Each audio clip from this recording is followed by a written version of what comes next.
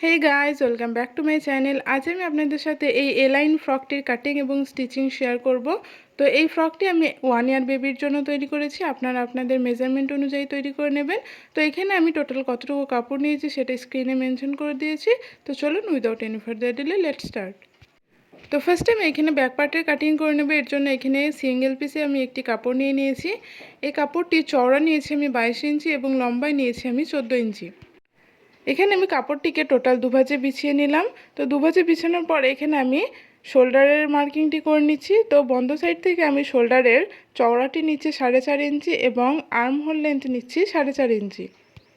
এখন আমি চেস্টের মার্কিংটি করে নিচ্ছি। তো চেস্টে যা থাকবে তাকে 4 দিয়ে ভাগ করতে হবে এবং তার সঙ্গে এখানে আমি 2 ইঞ্চি এক্সট্রা অ্যাড করেছি সেলাই মার্জিনের জন্য। তো এখানে আমি টোটাল 7 ইঞ্চিতে মার্কিং করে নিলাম। এখন যেখানে চেস্টের মার্কিং করলাম সেখান থেকে আমি ওয়েস্ট লেন্থ নিয়ে নিচ্ছি 4.5 ইঞ্চি এবং ওয়েস্ট নিয়ে নিলাম এখানে আমি 6.5 ইঞ্চি। এখন আমি নিচে 1.5 ইঞ্চিতে মার্কিং করে ফ্রকটির শেপ দিয়ে নেব যাতে পরবর্তীকালে কোনা না বেরিয়ে থাকে। এখন আমি গলার মার্কিংটি করে নিচ্ছি। তো বন্ধ সাইড থেকে আমি গলা চওড়া নিচ্ছি 2 ইঞ্চি এবং ব্যাক সাইডে আমি এখানে গলার ডিপ নিচ্ছি 2 ইঞ্চি। দেন নিচেও এভাবে 2 ইঞ্চিতে মার্কিং করে একটি বক্স করে রাউন্ড শেপ ড্র করে নিলাম। এখানে আমি শোল্ডার ডাউনের জন্য 1/2 ইঞ্চি পরিমাণ মার্জিন নিয়ে মার্কিং করে নিলাম। তো এখানে আমার মার্কিং হয়ে গেছে। এখন এই দাগ বরাবর আমি ফ্রকটির কাটিং করে নিচ্ছি। তো এখানে আমি দাগ বরাবর ফ্রকটির কাটিং করে নিলাম। এখন আমি ব্যাক পার্টে হুক পট্টির জন্য এখানে 3 ইঞ্চিতে মার্কিং করে নিচ্ছি। আপনারা চাইলে এখানে 4 ইঞ্চিতেও মার্কিং করতে পারেন।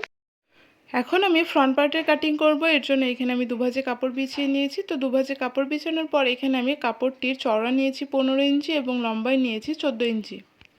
এখন আমি কাপড়টির মিডল পয়েন্ট মার্কিং করে নিলাম এবং এই মিডল পয়েন্ট থেকে দু সাইডে আমি 5 ইঞ্চি করে মার্কিং করে নিচ্ছি এবং এর লম্বাটি নিচ্ছি আমি 8 ইঞ্চি।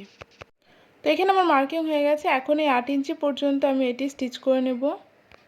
তো এখানে আমি স্টিচ করে নিয়েছি। এখন এটিকে আমি ভালোভাবে সেট করে বিছিয়ে নিচ্ছি। এখন আমি ফ্রন্ট পার্টটিকে টোটাল দুভাজে বিছিয়ে নিলাম। এখন এই ফ্রন্ট পার্টটির উপরে ব্যাক পার্টটিকে রেখে ব্যাক পার্টটির মাপ অনুযায়ী এটি আমি কাটিং করে নিলাম।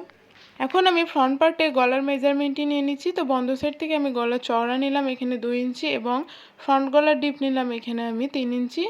এখন নিচে থেকে এভাবে 2 ইঞ্চিতে মার্কিং করে একটি বক্স করে রাউন্ড শেপ ড্র করে নেব। এখন আমি ফ্রন্ট গলার শেপটি কাটিং করে নিচ্ছি। এখন ফ্রিল রেডি করার জন্য এখানে আমি কয়েকটা স্ট্রিপ নিয়ে নিয়েছি। এই স্ট্রিপগুলোর এখানে আমি চওড়া রেখেছি 34 ইঞ্চি এবং লম্বায় রেখেছি এখানে আমি 6 ইঞ্চি। এখন আমি স্টিচিং করে নেব। এর জন্য ফার্স্টে এখানে ব্যাক পার্টে হুক পট্টিটি অ্যাটাচ করে নেব। এর জন্য এখানে আমি একটি স্ট্রিপ নিয়ে নিয়েছি। এই স্ট্রিপটির চওড়া নিয়েছি আমি 2.5 ইঞ্চি এবং লম্বায় নিয়েছি আমি 4 ইঞ্চি। এখন এই স্ট্রিপটিকে আমি ব্যাক পার্টে অ্যাটাচ করব। এর জন্য এখানে আমি মিডলে কাট বসিয়ে দিলাম। এখন ব্যাক পার্টের ফ্রন্ট সাইডে আমি এই স্ট্রিপটিকে রেখে ব্যাক সাইডে টার্ন করে স্টিচিং করে নেব। এখন আমি শোল্ডার অ্যাটাচ করব। এর জন্য এখানে আমি ব্যাক পার্টটিকে সোজা সাইডে বিছিয়ে নিয়েছি। এখন এর উপর আমি ফ্রন্ট পার্টটিকে উল্টো করে রেখে 1/2 ইঞ্চি পরিমাণ মার্জিন নিয়ে শোল্ডার অ্যাটাচ করে নেব। তো এখানে আমি শোল্ডার জয়েন করে নিয়েছি। এখন আমি গলায় এবং আর্ম হোলে স্ট্রিপ অ্যাটাচ করব। এর জন্য এখানে আমি 1 ইঞ্চি চওড়া ক্রস স্ট্রিপ আগে থেকে কাটিং করে রেখেছি। এখন এই স্ট্রিপগুলিকে আমি গলায় এবং আর্ম হোলে এভাবে অ্যাটাচ করে নেব। তো এখানে আমি গলায় এবং আর্ম হোলে স্ট্রিপ অ্যাটাচ করে নিয়েছি। এখন আমি ফ্রিল রেডি করে নেব। এর জন্য এখানে আমি স্ট্রিপগুলো নিয়ে নিয়েছি। এখন এই স্ট্রিপগুলিকে আমি মিডিলে এভাবে জয়েন্ট করে নেব। এখন স্ট্রিপটির নিচে এভাবে আমি ডবল ফোল্ড করে স্টিচিং করে নেব এবং উপরে মেশিনের সবথেকে যে বড় সেলাইটি হয় সেটি দিয়ে নেব। তো এখানে আমি উপরে মেশিনের সবথেকে যে বড় সেলাইটি হয় সেটি দিয়ে নিয়েছি এবং বটমে ডবল ফোল্ড করে স্টিচিং করে নিয়েছি। এখন সুতোর একটি অংশ ধরে আমি এটি গ্যাদার করে নিচ্ছি।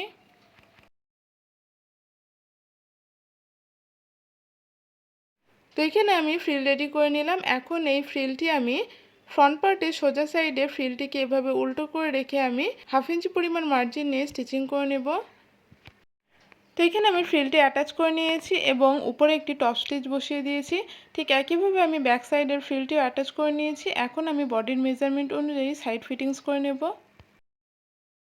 তো এখানে আমি বডির মেজারমেন্ট অনুযায়ী সাইড ফিটিংস করে নিয়েছি।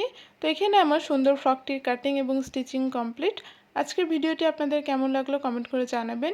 ভিডিওটি যদি ভালো লেগে থাকে ভিডিওটিকে লাইক এবং চ্যানেলটিকে সাবস্ক্রাইব করে পাশে থাকবেন। দেখা হচ্ছে নেক্সট ভিডিওতে। টাটা।